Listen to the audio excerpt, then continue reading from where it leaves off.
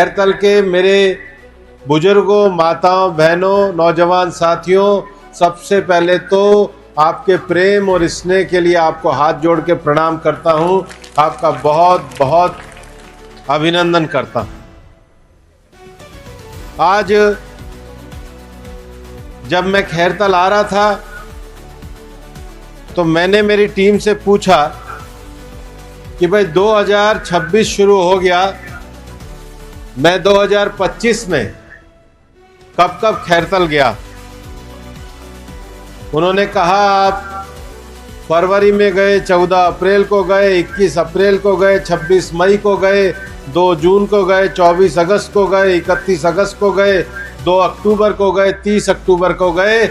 महीने में 12 दिन होते हैं, 10 दिन आप खैरतल में कार्यक्रम करके आए। और ये मैं केवल खैरतल में नहीं करके आया हूं, मेरी 8 विधानसभाएं हैं। मैं 8 विधानसभाओं में महीने में एक बार पहुंचूं, नहीं तो 2 महीने में एक बार पहुंचूं, अपने लोगों के बीच में जाऊं और बीच में जाकर के उनकी सेवा कर सकूं, यह मेरा प्रयास रहता है। सांसद बनने के बाद कोई अगर ये पूछना भी चाहता है कि आप सांसद बनने के नाते क्षेत्र के लिए क्या कर रहे हैं, तो मैंने मेरी टीम से कहा, पार्टी के लोगों से कहा, दोनों जिलाध्यक्ष ने मेरे को सलाह दी। मैंने कहा मैं फेसबुक पे महीने, सप्ताह में 1 दिन पत्र के रूप में अपनी विकास योजनाओं को लिखा करूंगा। जिलाध्यक्षों ने मेरे को कहा कि 1 हफ्ता बहुत छोटा समय होता है, आप हर हफ्ते में लिखोगे क्या? लेकिन ईश्वर की कृपा से मैं लगातार 20 सप्ताह से पत्र लिख रहा हूं और कोई ऐसा सप्ताह नहीं जाता है जिसमें हम अपनी विकास योजनाओं को नहीं लिखते। और ये लिख करके हम इस साहस के साथ देते हैं। माननीय रामेश जी कह रहे थे कि जो उद्घाटन आज हो रहे हैं ये जल्दी पूरे होने चाहिए। मोदी जी ने हमको मंत्र दिया है कि भारतीय जनता पार्टी के लोग जिसका शिलान्यास करते हैं, फीता भी हमारी पार्टी के लोग ही काटते हैं। और इसलिए मैं कहना चाहूंगा कि ऐसा नहीं है। रामेश जी इस क्षेत्र में काफी सक्रियता से कार्य करते हैं और इसलिए शुरू में भी उन्होंने लगभग 100 करोड़ के काम कराए।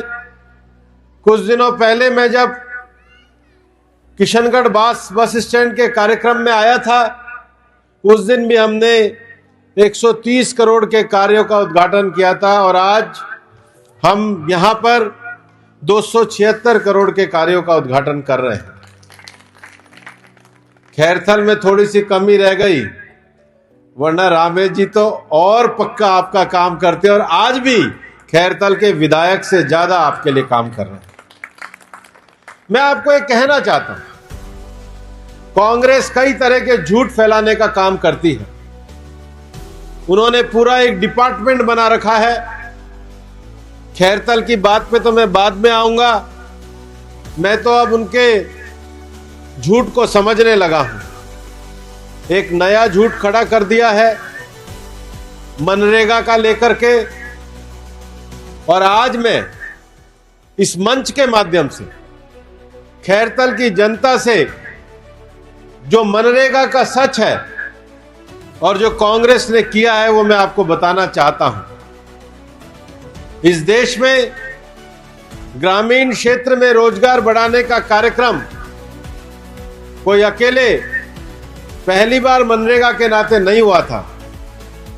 1960 में ग्रामीण जनशक्ति कार्यक्रम आया, 1971 में रोजगार क्रैश योजना आई, 1980 में राष्ट्रीय ग्रामीण रोजगार कार्यक्रम आया, 1980 में ग्रामीण भूमिहीन रोजगार गारंटी कार्यक्रम हुआ, 1993 में जवाहर रोजगार योजना आई, 1999 में अटल जी संपूर्ण ग्रामीण रोजगार योजना लाए, 1993 में रोजगार आश्वासन योजना लाए, महाराष्ट्र रोजगार गारंटी अधिनियम आया, अनाज राष्ट्रीय कार्यक्रम आया और एक नरेगा योजना पहले आई।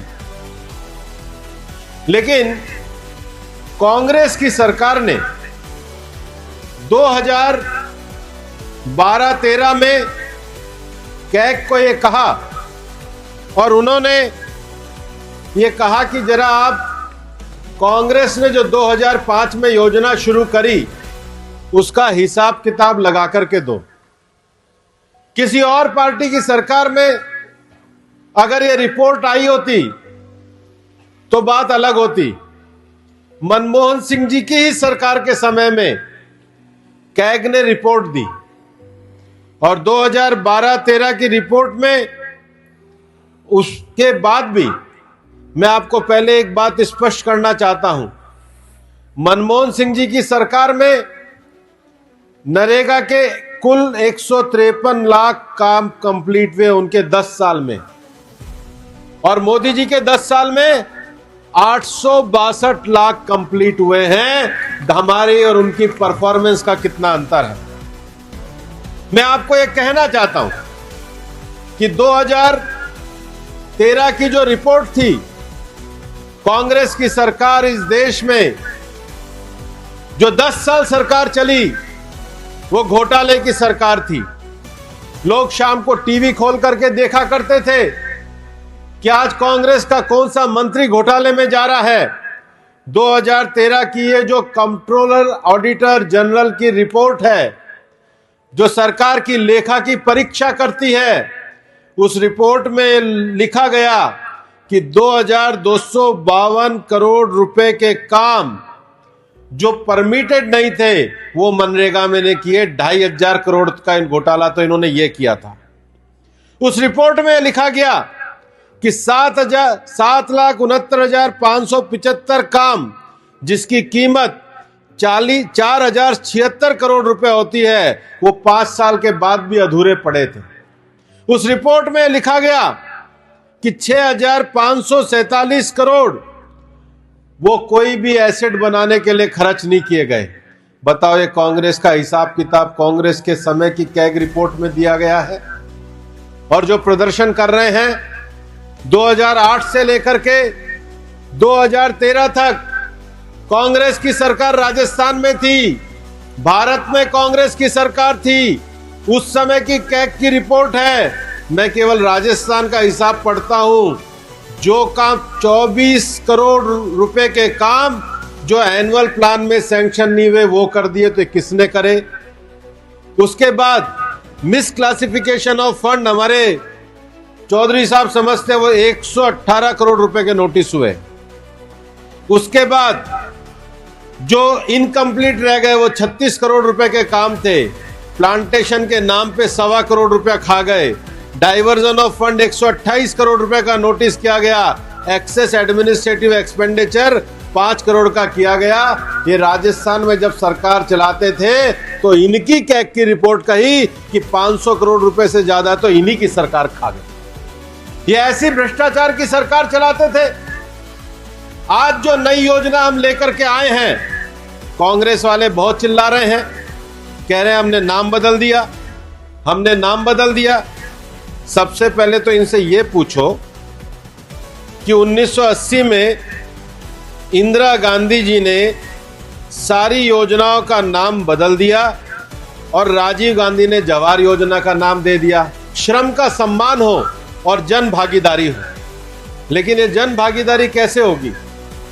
ये लोग नरेगा में जो कानून लेकर के आए थे, इसमें साल में 100 दिन रोजगार का प्रावधान था। हम जो योजना लेकर के आए हैं उसमें साल में 125 दिन रोजगार का प्रावधान है, हमारे में ज्यादा है। लेकिन हमने एक योजना रखी है कि भाई 60 दिन ऐसे दिन जो किसान के फसल काटने के दिन हैं, उस समय नरेगा मत करो, उस समय खेत के लिए मजदूर उपलब्ध कराओ। ये हमने देश के किसानों की भलाई के लिए किया है। भाई जब फसल नहीं कट रही तो मजदूर को काम मिले, और जब फसल कट रही है तो किसान को भी उसका जो मजदूरी करने के लिए आदमी है वो मिले। बताओ हमने गलत किया या सही किया? पैसा किसने खाया? रिपोर्ट किसकी बता रही है? और प्रदर्शन भी कौन कर रही है? इसको कहते हैं 100 चूहे खाकर बिल्ली चली। आप मान के चलो। और इसलिए मेरे पे एक बार खैरतल वालों ने कहा, मैंने उन्हें कहा कि मैं आपको ये कहना चाहता हूं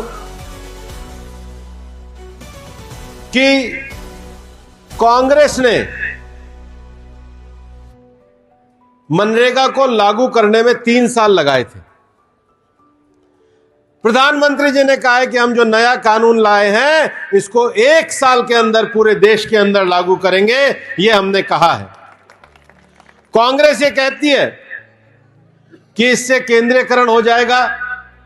अब मनरेगा में जब पैसा खर्च होगा, मैं गांव में जाता हूं, गांव के सरपंचों से बात करता हूं, गांव की पंचायत से बात करता हूं। मैं मेरी कॉन्स्टिट्यूंसी में चुनाव लड़ने के बाद मैं ऐसा सांसद हूं जो 50% पंचायतों तक पहुंचा। और मैं सरपंचों को कहता हूं कि भाई गांव में एक विकास के लिए दिशा क्या है, कि इस गांव का कोई प्लान है क्या? हमारे गांव में इतनी जमीन है, यहां पर हम एक सामुदायिक भवन बनाएंगे, एक स्टेडियम बनाएंगे, एक बिल्डिंग बनाएंगे, एक बारात घर बनाएंगे। अब हमने कहा है कि विकसित भारत केवल तभी नहीं बनेगा जब हिंदुस्तान के शहर विकसित होंगे। विकसित भारत बनने का अर्थ है कि हर गांव का विकसित ग्राम पंचायत योजना बनाई जाएगी, और जो पंचायत की जो योजना बनाई जाएगी उसमें जो जरूरत होगी उसमें मनरेगा का मजदूर लगेगा। ये गांव के आधारित विकास की योजना हम लोग लेकर के आए हैं।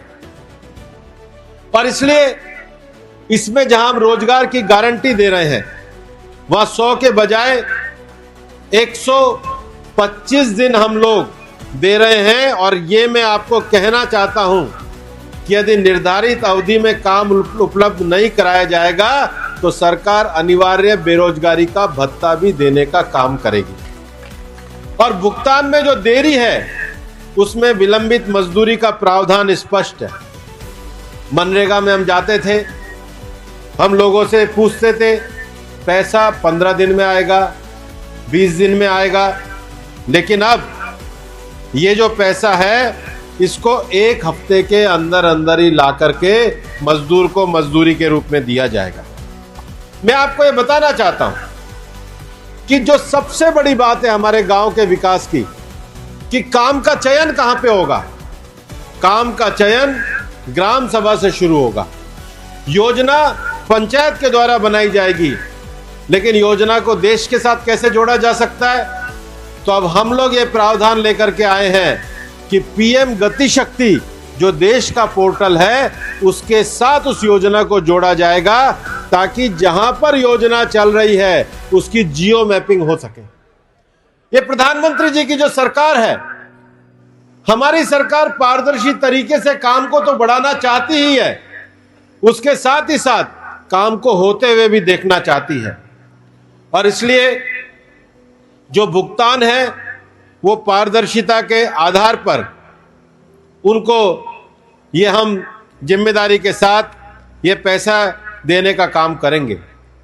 मैं ये कहना चाहता हूं कि कांग्रेस चाहे जितने झूठ बोले, एक बात जो इस प्रावधान में है कि एससी एसटी के परिवारों की भूमि पर वो अपनी व्यक्तिगत परिसंपत्ति का निर्माण, माने अपने मकान बनाने का काम भी नरेगा के द्वारा कर सकते हैं। ये एससी एसटी को मजबूत करने का काम।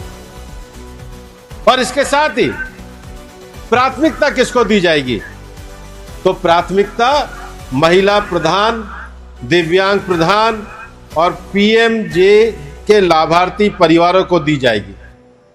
और इसके साथ ही साथ देश का जो वंचित वर्ग है उसमें स्टेट ग्रामीण रोजगार गारंटी काउंसिल के वंचित वर्गों को प्राथमिकता दी जाएगी। हम ये जानते हैं कि कांग्रेस ने 10 साल में जो योजना चलाई, उस योजना का हमारी सरकार ने पूरे तरीके से विश्लेषण किया। देश में सब लोग लगातार लिख रहे थे कि ये योजना पुरानी हो चुकी है, इस योजना में धन की बर्बादी होने का काम है। ये भारतीय जनता पार्टी की सरकार और डबल इंजन की सरकार है।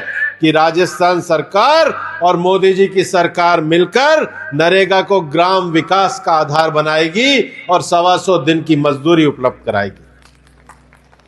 कांग्रेस इसी तरह के झूठ लंबे समय से खैरतल के लिए बोलती रही। मैं आपको ये कहना चाहता हूं कि जब मैं सांसद का चुनाव लड़ रहा था उस समय मैंने कहा था मैं खैरतल के स्टेशन का विकास करूंगा। आज 15 करोड़ रुपए की लागत से खैरतल के स्टेशन का विकास हो रहा है और सांसद बनने के बाद मैंने गरीब रथ, मंडोर एक्सप्रेस और जैसलमेर एक्सप्रेस को खैरतल में रुकवाने का काम किया है। मैं जानता हूं कि सांसद होने के नाते खैरतल हो, अलवर हो, गोविंदगढ़ हो, राजगढ़ हो, मालाखेड़ा हो, मेरे जितने भी संसदीय क्षेत्र के स्टेशन हैं मैंने सभी पर ट्रेन रुके इसके लिए काम करा है। अब पहला राउंड पूरा हो चुका है, दूसरे राउंड में वापस से खैरतल से हम लोग शुरुआत करेंगे। मैं आपको ये कहना चाहता हूं कि हम लोगों ने जो भर्तृहरि जिला बनाया उसका अर्थ कहीं से भी खैरतल को कम आंकना नहीं था। उस समय भी जो मेरे भाषण की क्लिप दिखाई है मैंने हमेशा यही कहा कि भाई मैं खैरतल को सेंटर में रख करके जिले का विकास करूंगा।